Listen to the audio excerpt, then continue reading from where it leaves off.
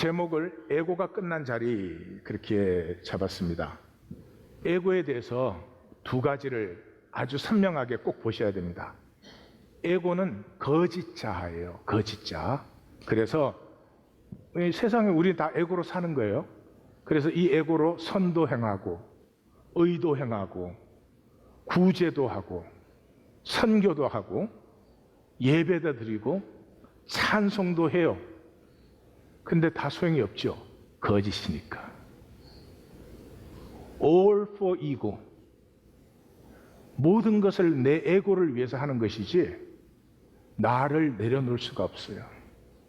심지어 부부 생활조차도 내 에고를 앞세우지 나를 내려놓기 힘들어요. 이 에고의 핵심 문제는 뭐 거짓자로 살아도 되죠. 이 세상이 다 거짓자니까. 근데 핵심 문제는 그거죠. 참자를 억눌러 버려요. 우리에게는 거짓자와 참자 두 가지가 있죠. 말 안 해도 알겠죠. 참자는 뭐예요? 하나님 형상이죠. 참으로 아름답고 무한한 것입니다. 그래서 예수님은 이 하나님의 형상, 이 참자가 피어나는 것을 생수의 샘이 흘러넘친다. 다시는 목마르지 아니한다. 이 참자로 사는 사람은 목마를 수가 없지요. 예, 그게 핵심 문제예요. 두 번째 에고는 자기 우주예요. 내 에고가 나의 우주예요. 이 우주는 그런데 내가 질서와 조화를 만들어내지 못합니다. 내 자신조차도 혼란스러워요. 그래서 에고로 만든 나의 우주에는 혼동과 공허와 흑암이 가득합니다. 그래서 가리기에 급급해요. 우리는 뭐 조그만한 문제도 남에게 보이면 굉장히 창피하다고 생각을 해요. 모두가 문제를 갖고 있고 문제로 사는데 문제 있는 게 뭐가 창피하겠어요? 근데도 에고는 뭐 내 문제가 다른 사람에게 보이면 죽는 줄 알아요. 완벽해야 돼요. 아무런 문제가 없는 것처럼. 그래서 올보 가리기, 콩글리시. 말 한마디도 가리려고 하는 거예요. 표현 하나도 가리려고 해요. 여기에 핵심 문제는 뭐냐 그러면 이게 늪이에요, 늪. 예, 이 에고가 하나님도 믿어요. 말씀도 들어요. 심지어 감동도 받고 깨달음도 얻어요. 근데 아무 소용이 없어요. 왜? 이 모든 걸 에고의 왕권을 위해서 도구화시켜요. 하나님도 나에게 도움이 되면 좋지만 내가 원하는 것이 되지 않을 때는 하나님도 필요가 없어요. 아무리 깨달음을 얻어도 에고가 생각할 때 나에게 이익이 되면 사는 것이지만 나에게 이익이 안 되면 살지를 않아요. 그러니까 모든 좋은 것을 다 끌어들여도 이 에고의 왕권에 도구화시켜버리기 때문에 아무런 소용이 없어요. 이 에고는 어떻게 할 수가 없어요. 이것은 가족 사이에도 건드릴 수가 없어요. 예. 아내의 에고를 건드리는 남편은 분명히 순교를 각오한 사람이에요. 예.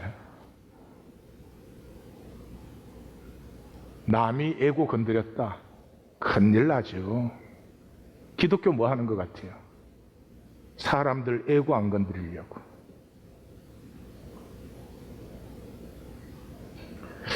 그런데 자기도 자기 에고는 어떻게 하지 못해요.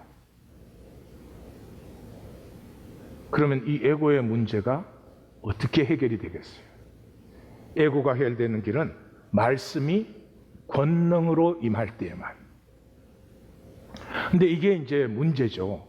왜냐 그러면 말씀이 권능으로 임하려면 내 에고를 내려놔야지 되거든요. 근데 내가 내 에고를 못 내려놓으니까 말씀을 읽기 시작하면서부터 내가 뭐 말씀 요리하고 처리하고 다 해버려요. 내가 요리하고 처리한 말씀이 어떻게 나를 새롭게 하겠어요? 그러니 내가 에고를 못 내려놓으니까 말씀이 권능으로 임할 수가 없고 말씀이 권능으로 임하지 않으니까 또 내 에고가 이렇게 싱싱하게 살아있고. 옆에 인사하세요. 저걸 말이라고 하냐? 그래 어쩌자는 거야.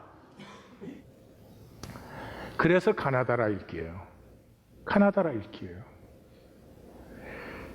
이 말씀을 읽자마자 우리의 에고는 막 돌아갑니다. 이게 뭐 의미가 뭐고 내가 막 엄청난 걸 파악을 했고 뭐 깨달았고 뭐 그 다 에고에 종속시켜 버리는데 뭔 소용이 있어요? 그냥 소리로. 글자는 이미 우리가 의미를 너무 많이 갖다 붙여놨거든요. 내가 갖다 붙인 의미를 또 내가 만나. 그럼 뭐가 새로워지겠어요? 그냥 소리로 읽어야 돼요.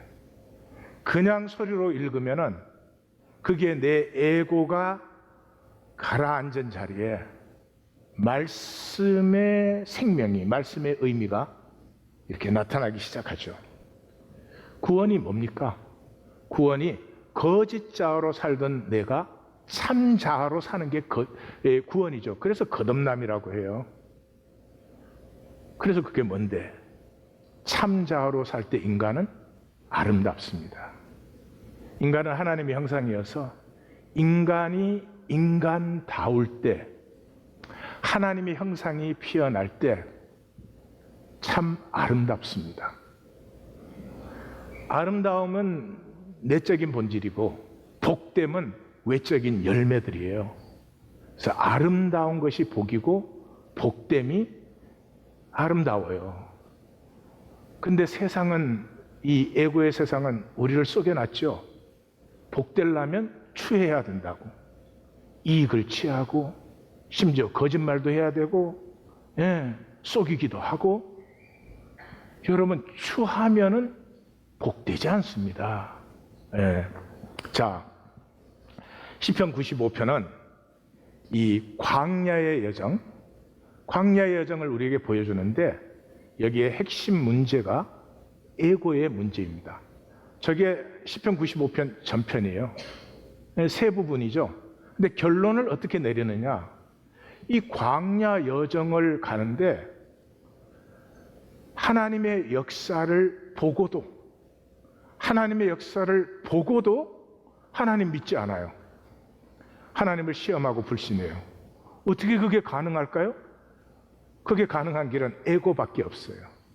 에고밖에 없어요. 에고는 1초 전에 뭐 하나님의 뭐 어마어마한 은혜가 나타났어. 근데 1초 후에 내가 좀 힘들어졌어.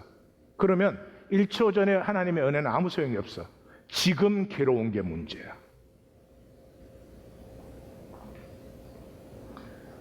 옆에 인사 한번 해볼까요? 내 얘기가 왜 나왔냐 오늘은?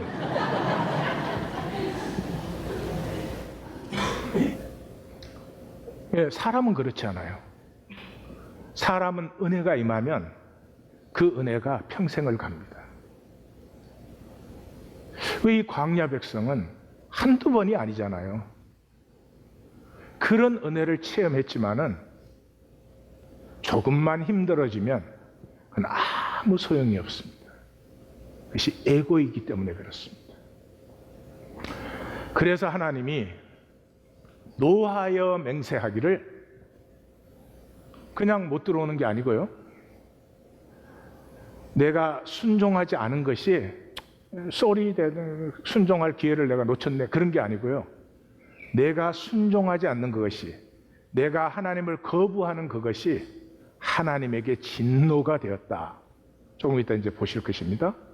그러므로 그 안식에 들어오지 못하게 됐다. 우리 기독교 교리로 얘기하면 천국에 들어올 수 없다, 그런 것이죠. 그래서 95편은 이 광야 여정으로 백성들에게 교훈을 하고 있기 때문에 시작이 출애굽이죠.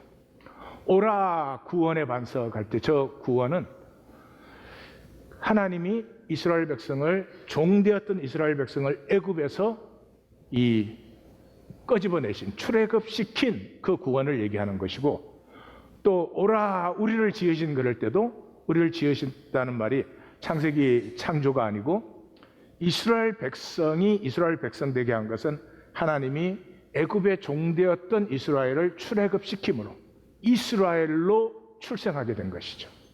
그래서 그 출애굽시킨 하나님을 감사함으로 노래하자. 그 여호와 앞에 경배하고 무릎을 꿇자.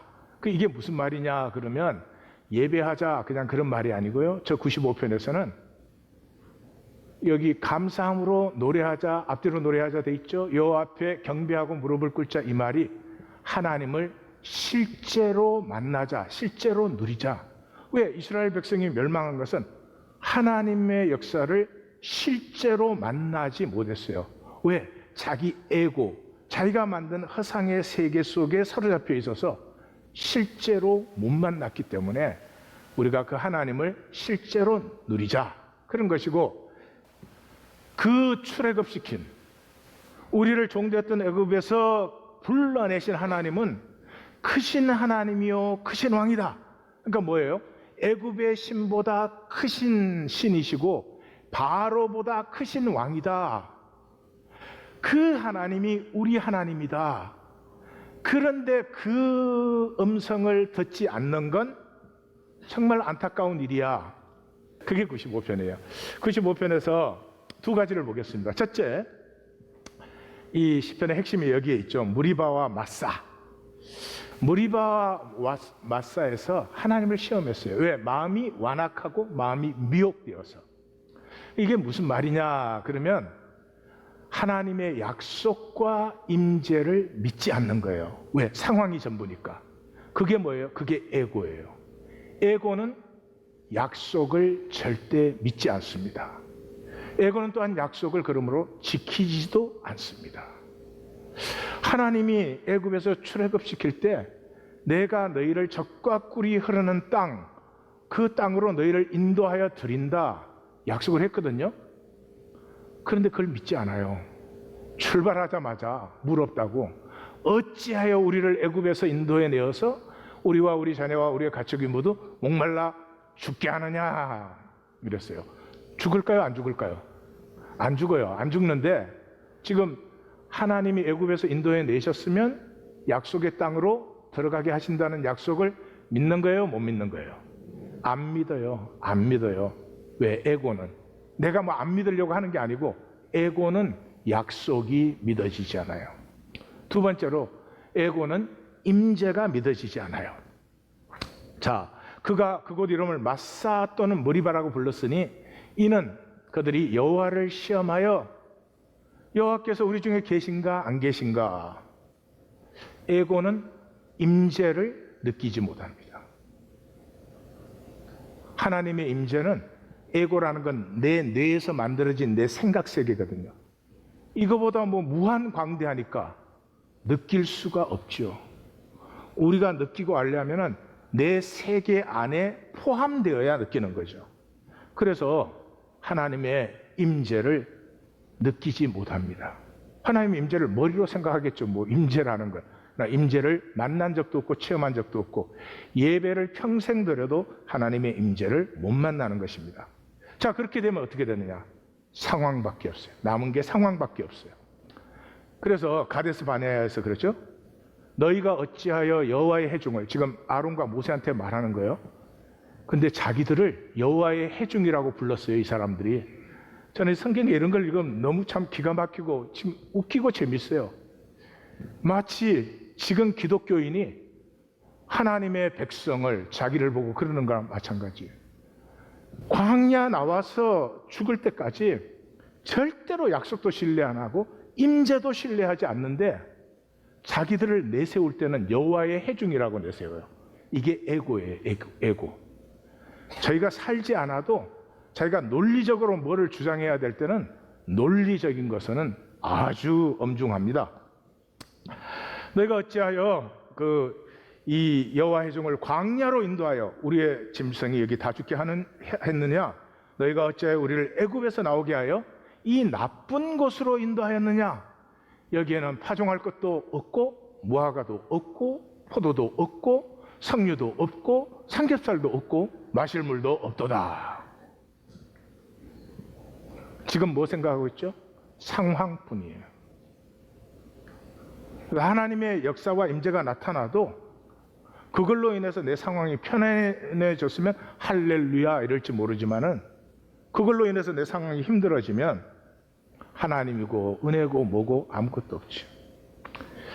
이 이스라엘 백성이 광야에서 10번을 이 불평을 하는데 그 10번의 핵심은 전부 다 이런 것입니다. 왜 애굽에서 우리를 끌어내어 여기서 죽게 하느냐? 거의 우리가 생각으로도 불가능하죠. 어떻게 하나님의 약속과 인재를 저렇게 멸시할 수가 있을까? 핵심되는 가데스 바네아 딱 가나안 땅 앞에 두었어요. 근데 뭐라고 했어요? 광야에서 죽는 게 훨씬 낫다. 우리가 애굽으로 돌아가는 것이 훨씬 낫다. 지도자를 세워 돌아가자 이랬어요. 그리고 애굽 고기 가마 곁에 떡을 배불리 먹던,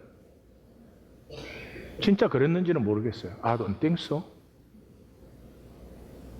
노예 주제에 애고는 저렇게 자기한테 유리한 건 확 과장을 시키고 자기한테 불리한 건 싹 없애버리고, 우리의 전공 분야. 자, 그것에 나타난 것은 하나님의 진노였습니다. 총결론이 노하여 맹세하기를. 우리는 이럴지 몰라요. 신앙생활 제대로 안 해도 지옥에야 가겠냐,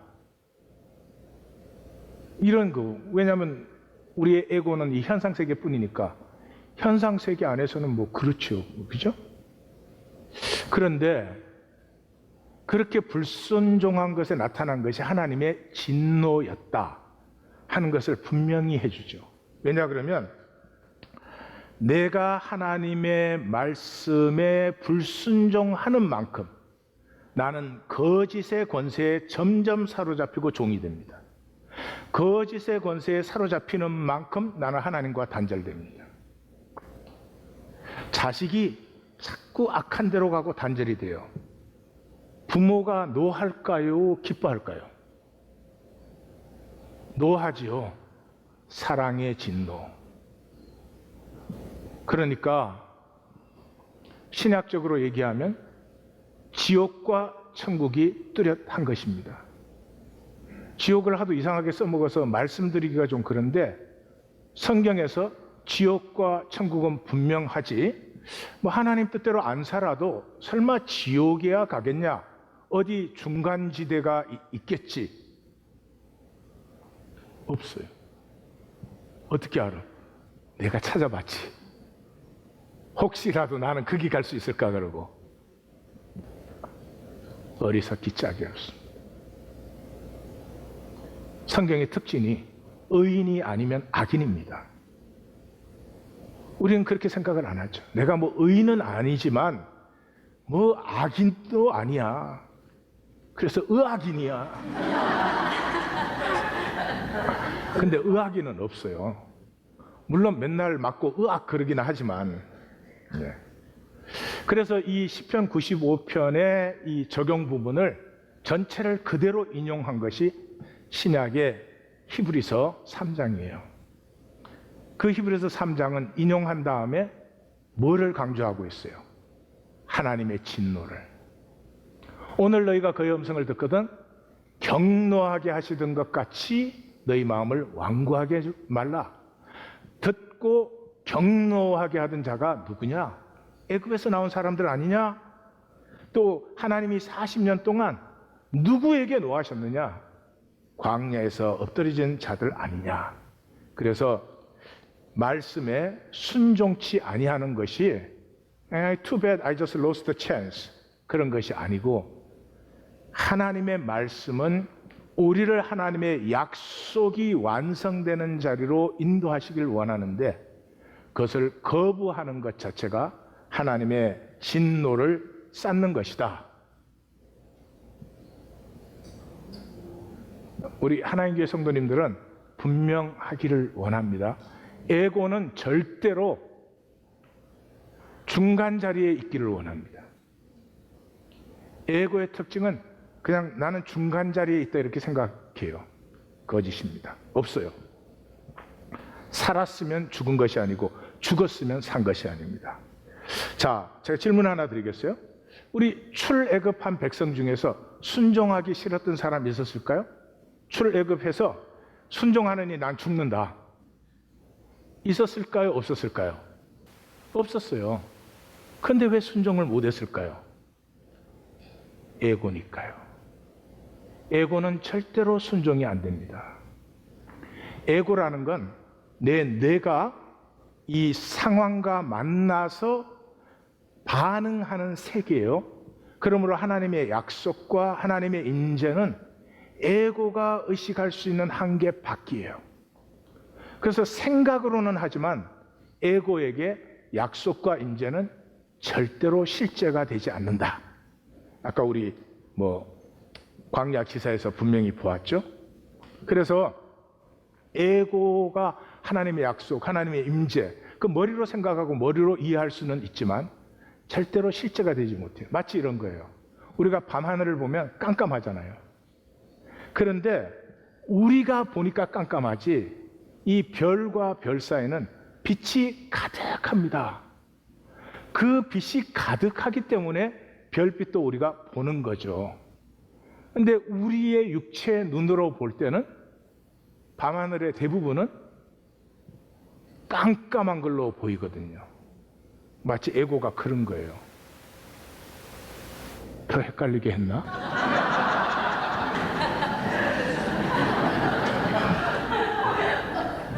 그래도 어쩔 수가 없어. 내 실력에는 그까지가 최고의 설명이에요. 그래서 예수님이 구원의 불가능성을 얘기한 거예요. 우린 다 에고로 사는 존재잖아요. 그래서 구원은 우리의 힘과 능이나 무슨 종교 행위를 아니, 우리에게서 나오는 것이 아니에요. 하나님으로 가능한 것이죠. 그게 하나님으로 가능하다는 말이 뭐예요? 다른 말이 아니에요. 하나님이 실제가 될 때. 하나님이 실제가 되면 에고로 계속 살아라, 똑같이 살아라.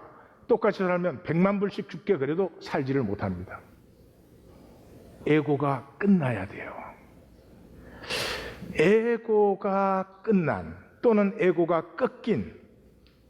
그래서 사도 바울이 나사렛 예수를 만났을 때 에고가 꺾여요. 야곱이 약복강가에서 에고가 꺾이잖아요. 그때 야곱이 이스라엘이 되는 것처럼. 그래서 오늘은 사울의 얘기를, 바울이 된 사울의 얘기를 우리가 좀 같이 느껴보면 좋겠어요. 자, 사울은 살기등등 노기등등 분기땡천, 그래서 교회를 잔멸할세 각 집에 들어가 남녀를 끌어다가 옥에 넣으니라. 여러분 뭐가 보이십니까? 인간이 아닙니다. 사람은 저렇게 못합니다.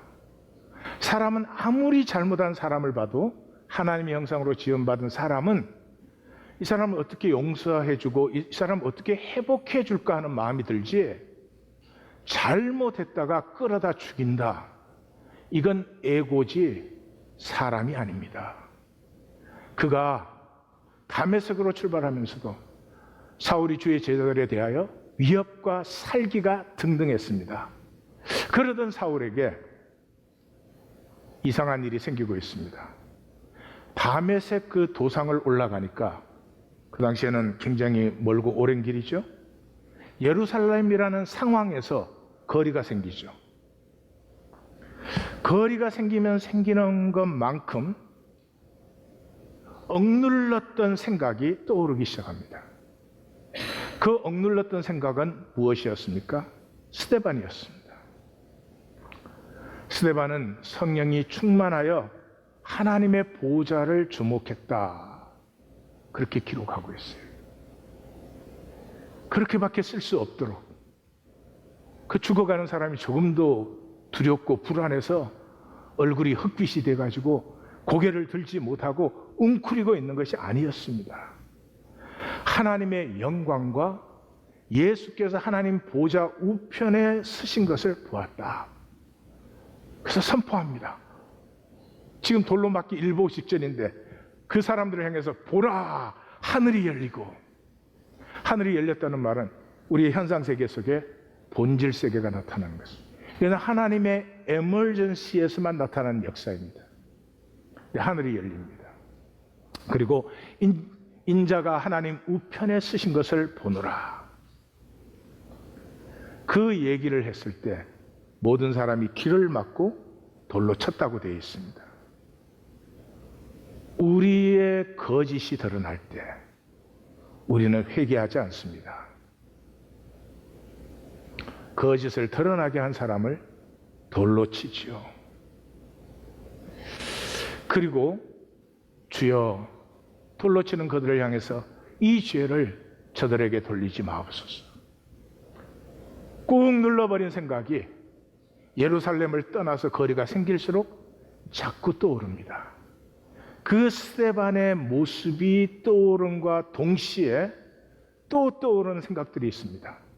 이 유대교의 비리와 위선과 거짓과 악, 내부자 아닙니까? 왜 모르겠습니까? 그 제사장들의 그 추한 권력 다툼, 바리새인들과 사두개인의 그 추한 위선들, 출세와 성공을 위해서는 당연히 그런 것도 가는 것이라고 꾹 눌렀던 그 참자아가 떠오르기 시작하는 것입니다. 어떻게 그런 것을 나는 전혀 보지 않았을까? 자기가 비치고 이 예수 믿는 사람들이 어둠이라고 생각했는데 이상하게 자기가 어두워집니다. 캄캄한 어둠의 나락 속으로 떨어져 가는 것 같습니다. 근데 자기가 어둠 속으로 떨어지는 것만큼 빛이 밝아집니다.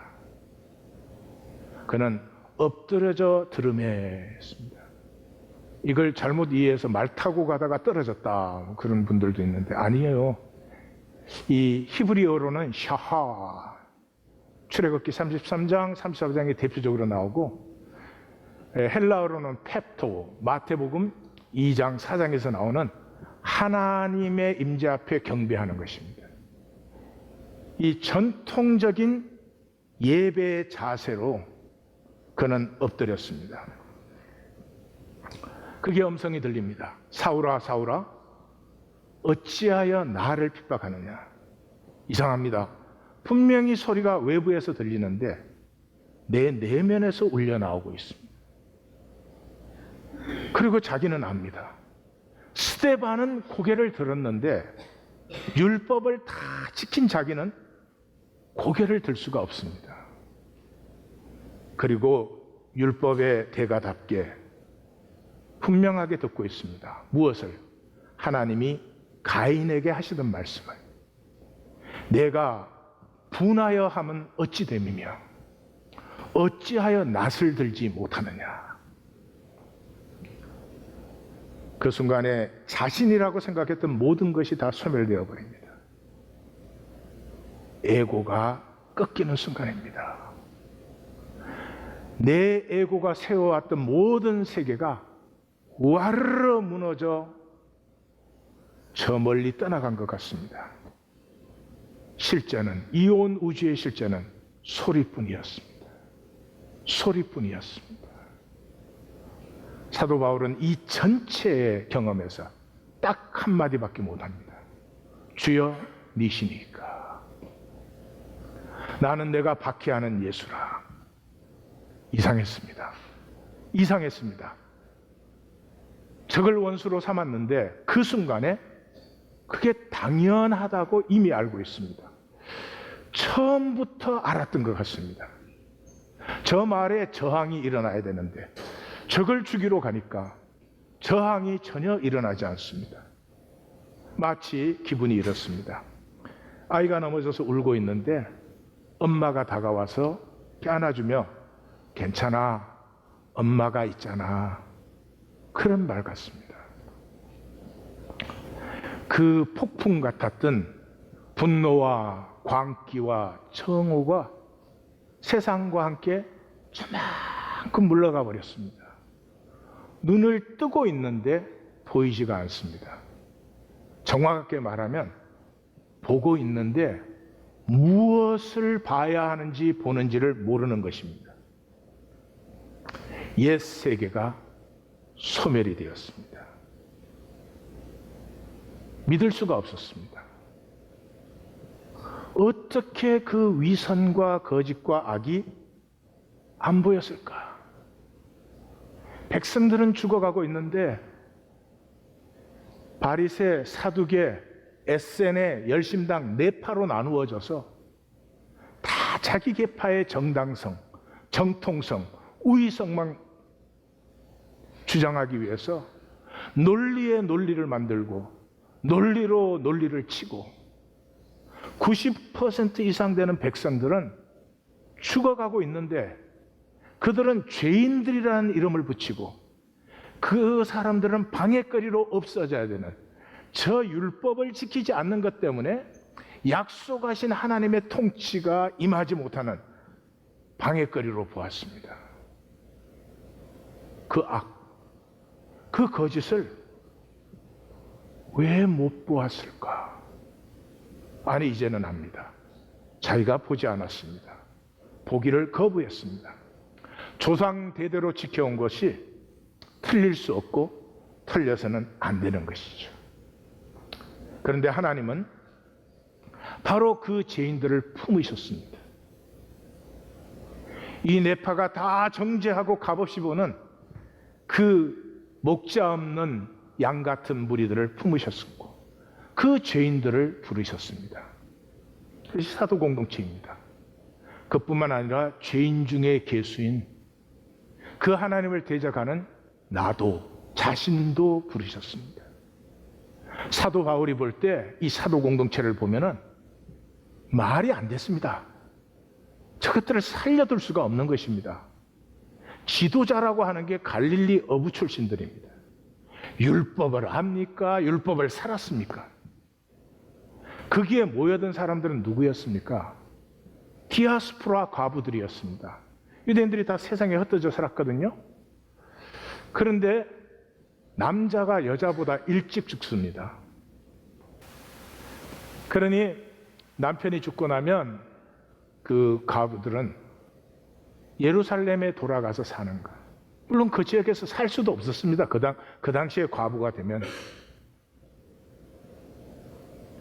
하나님 율법에 뭐라 그랬어요? 과부와 고아를 같이 살으라고 했잖아요. 그래서 예루살렘으로 오는 것입니다. 근데 유대교가 받았습니까? 안 받았습니다.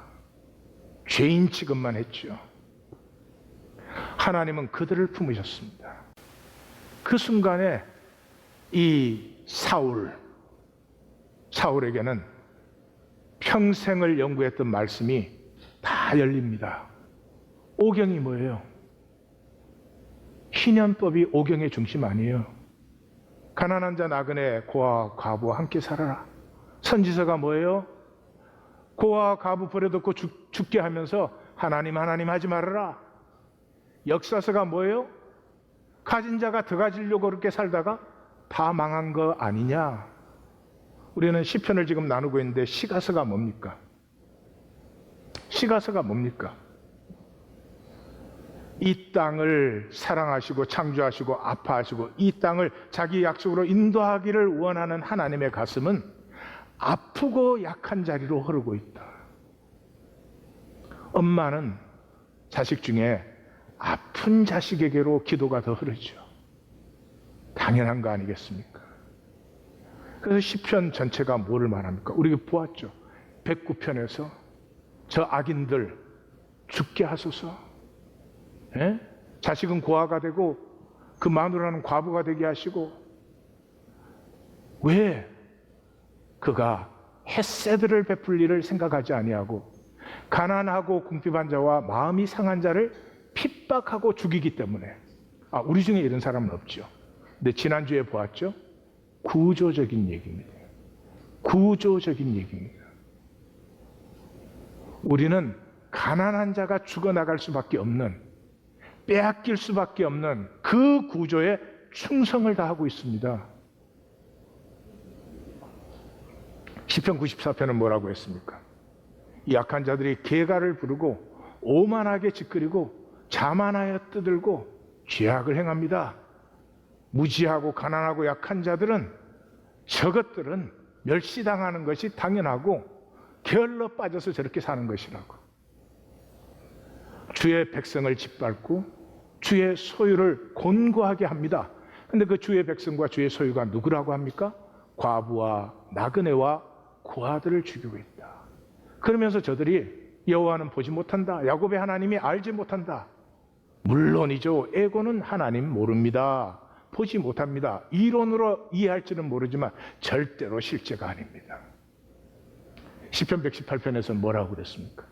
건축자의 버린 돌이 짐 모퉁이의 머릿돌이 되었다고.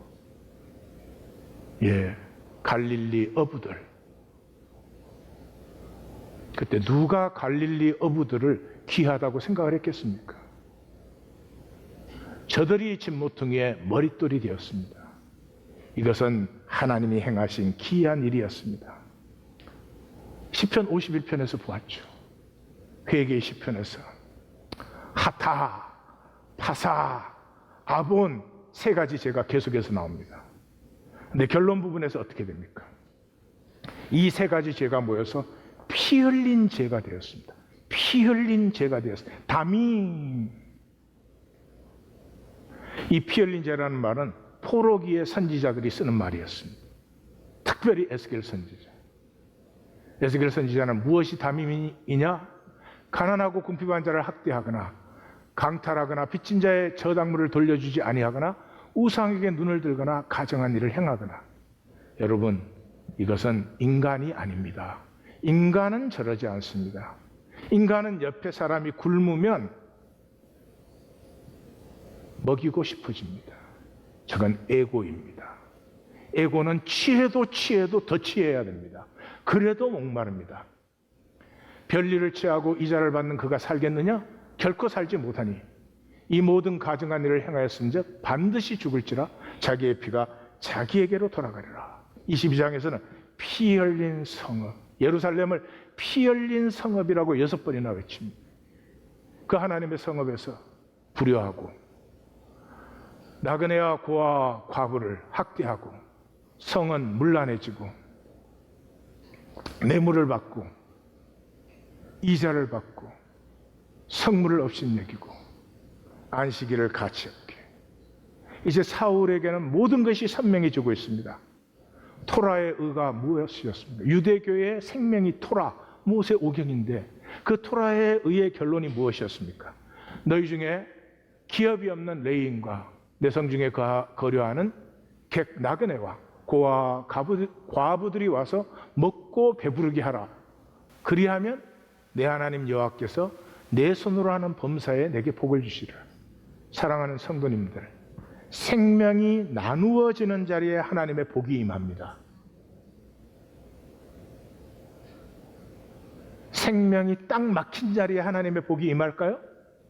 절대로 아닙니다. 예고는 꼭 거꾸로, 꼭 거짓으로.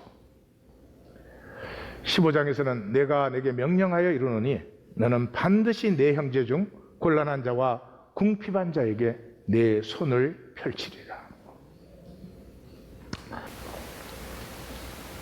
이 사울은 이제서야 보입니다. 다 알고 있었지만 자기가 보기를 거부했던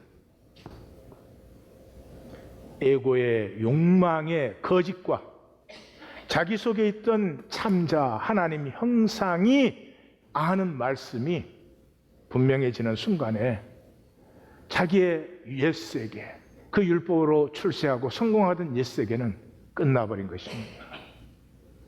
그는 구했을 것입니다. 어떻게 살아야 됩니까? 새 세계가 열리기를 3일째 되는 날 아나니아가 안수하러 왔습니다. 전에 같으면 어림도 없지요.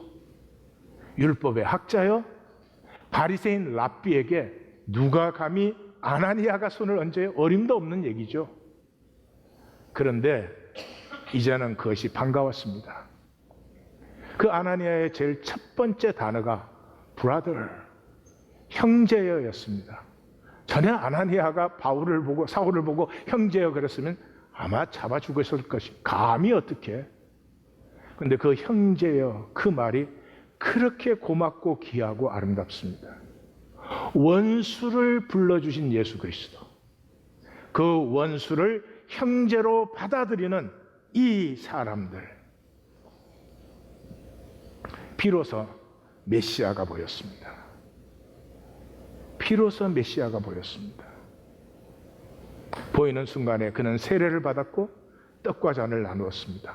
그리고 혈육과 언혼하지 않고 예루살렘으로도 가지 아니하고 아라비아 사막으로 들어갔습니다. 거기에서 3년간 하나님과 씨름했습니다. 그 씨름 속에서 예수 그리스도의 십자가와 부활, 십자가의 의, 십자가의 구원, 십자가의 능력, 부활과 이스라엘의 운명, 복음과 율법, 그 아라비아에서 분명히 셋째 하늘에 올라갔을 것입니다. 죽은 후에 부활과 심판의 세계가 어떻게 열리는지, 이 모든 것들에 대해서 가장 명확하게 쓴 사람은 사도 바울밖에 없습니다. 예수님도 자세히 설명하지 않으셨습니다. 제자들도 설명할 수 없었습니다. 바울입니다. 평생 율법을 공부했던 그것을 하나님이 버리지 아니하시고 그것을 쓰셔서 가장 명료한 설명들을 증거하게 하셨습니다. 그는 예루살렘으로 가서 베드로와 15일을 보냈습니다. 확인의 시간이었을 것입니다. 자기가 아라비아에서 깨달은 것을 베드로를 통해서 전부 확인을 했을 것입니다. 그리고 다소로 돌아가 10년을 보냅니다. 10년도 바울이니까 10년이지, 구원이 율법 행위나 성전 종교로 오는 것이 아니고 하나님 임재 앞에 떡과 잔을 나누는 것이다. 임재라고 했습니다. 에고는 임재로 나아가지 못합니다. 예수 이름으로 모였어도 자기 에고에 사로잡혀 있습니다. 임재 앞에 나아가는 것은 참자아입니다. 사람이 사람으로 떡과 잔을 나누는 것, 그것이 하나님의 나라요, 이 세계의 구원입니다. 그곳에서 우리는 함께 순전해지고 아름다워집니다. 칼빈이 기독교 강해를 완성하는 데 24년 걸렸습니다. 아니, 정확하게 말하면 27년이 걸린 것이죠. 10년 동안에 사도 바울은 해당 종교가 아니다. 이것이 끝났을 때 하나님은 바나바를 통해서 부르시고 쓰시기 시작했습니다. 사도 바울의 핵심은 너희는 유대인이나 헬라인이나 종이나 자유인이나 남자나 여자나 다 그리스도 예수 안에서 하나다. 예수 그리스도의 십자가와 부활이 일어나는 순간에 세상의 모든 구분, 에고로 만든 구분, 너는 학교 어디 나왔냐? 난 여기 나왔다. 넌 돈 얼마 버냐? 나는 얼마 번다. 넌 지위가 뭐냐? 네가 얼마나 잘났냐? 그 여기 있는 동안 우리끼리의 게임이지. 하나님에게 그 의미가 있습니까? 우리가 에고의 것이지 우리가 참자. 사도 바울이 by the grace of God I am who I am. 하나님의 은혜로 나는 나를 찾았다. 하나님이 창조한 나를 찾았다. 그 나에게 그게 의미가 됩니까? 학교 어디 나왔는지, 돈 얼마 버는지 전혀 의미가 안 됩니다. 성경은 하나를 가르치죠. 하나님 안에 하나 되는 것, 가족 되는 것. 교회는 그의 몸이니 하나가 됐을 때 만물 안에서 만물을 충만케 하시는 하나님의 충만함이 나타나요. 십자가의 피가 뭘 했어요? 샬롬을 이루었어요. 그래서 이제는 십자가 안에서 모두가 하나님과 화목하게 되고 하나님과 화목하게 되었으므로 너도 하나님과 화목되고 나도 하나님과 화목되었다면 우리 사이도 화목이 된 것이죠. 그래서 의는 반드시 더불어 살기를 세웁니다. 의가 나의 정당한 권리를 너의 필요를 위해서 내려놓는 것이라고 했죠. 예, 너의 필요를 먼저 섬기면 반드시 함께 살기가 이루어지죠. 그때 에고가 사라지고 내 안에 있던 생명이, 하나님의 생명이 피어나기 시작해요. 그래서 생명은 반드시 아프고 약한 것으로 흐르게 되고 아프고 약한 약한 곳으로 흐르는 생명은 살리는 생명이 됩니다. 살리는 생명이 됩니다. 지금 우리는 시편을 계속해서 보지만 죽이는 삶을 살고 있습니다. 나는 개인적으로 아무도 안 죽였어요. 그러나 내가 더 취하는 때에 누군가는 빼앗기고 있어야 되는 것입니다. 여러분, 꽃동네 아세요? 충북 음성의 꽃동네. 자, 최기동 할아버지 아세요? 몸도 병덩어리가 되고 이 정신은 불안증, 신경장애, 피해망상증, 분열증 온갖 게 다 생겨가지고 사람이 완전히 폐인이 됐습니다. 그래서 해방되고 음성 고향 집에 돌아왔는데 돌아와 보니까 집도 없어졌고 가족도 없어졌어요. 살 길이 없죠. 그래서 죽으려고 다리에서 떨어져 죽으려고 다리에 갔는데 떨어져 죽으려고 하는데 다리 밑에 사람들이 있었어요. 나중에 보았더니 18명이 있는데 움직이지도 못하고 죽어가는 사람들이에요. 그래서 그걸 아는 사람들이 다리 위에서 뭐를 좀 던져주면 좀 먹고 못 먹으면 죽고 그러는 거죠. 그 18명을 보는 순간에 그 중에 한 사람이 이렇게 말했어요. 죽으려는 사람이니까 알겠죠. 당신은 그럴 수라도 있으니까 동양 좀 해다가 우리 좀 먹여주시오 그랬어요. 근데 둘이의 마음이 사실은 그때 만난 거죠. 그래서 이때로부터 40년 동안 동양을 해가지고 이 사람들을 먹이는 거예요. 그래서 세 사람이 들어오고 죽으면 자기가 그 사람들을 장사해주고 그렇게 40년을 살았습니다. 그러다가 오웅진 신부라는 젊은 신부를 만났어요.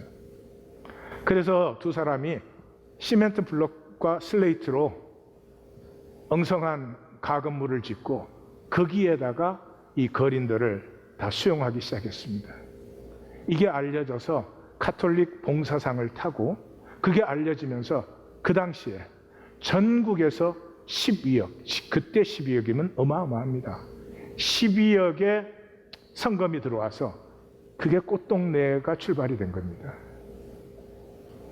죽어가던 사람이 살리는 사람이 되었어요.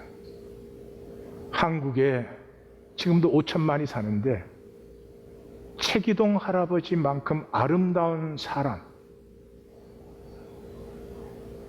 드물 것입니다.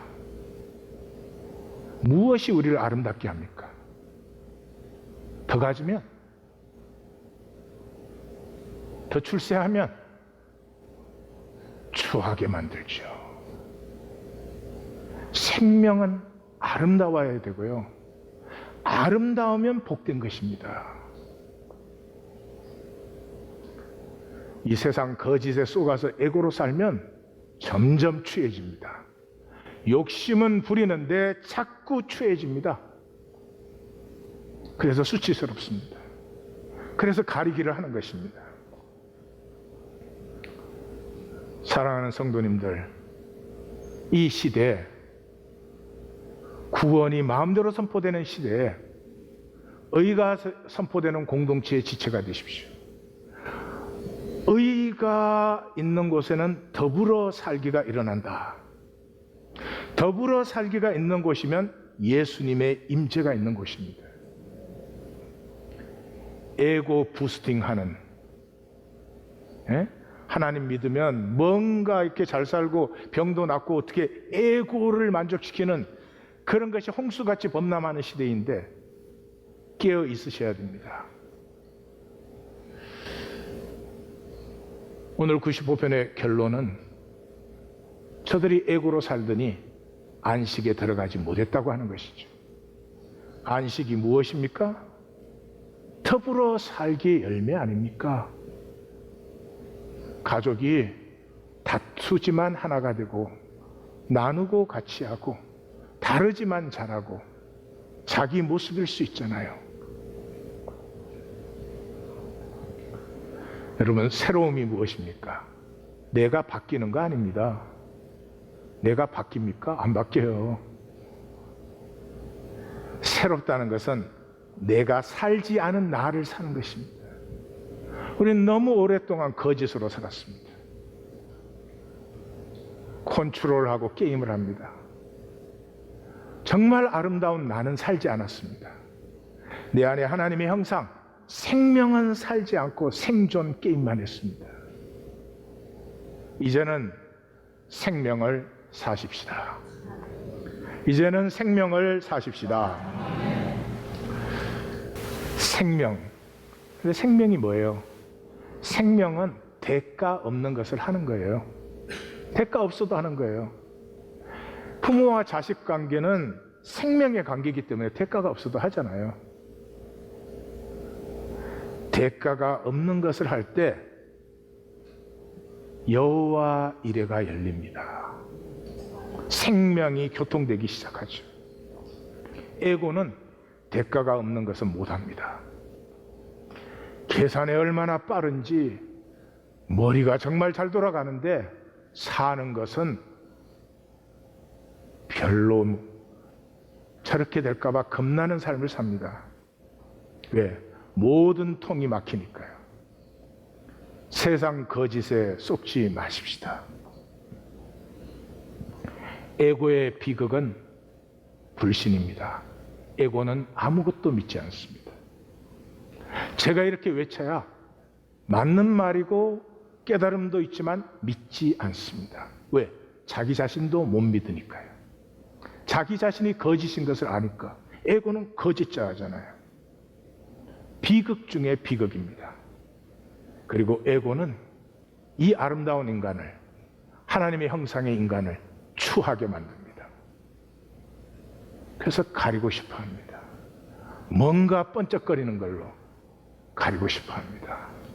그러나 하나님이 창조하신 나, 참 자아로 사는 사람은 가릴 것도 없으며 내세울 것도 없지만 그 모습이 순전하고 아름다워져 가는 것입니다. 우리 하나님 교회에서 이 일이 다시 한번 싹트고 피어나서 온 세계에 증거가 되기를 원합니다.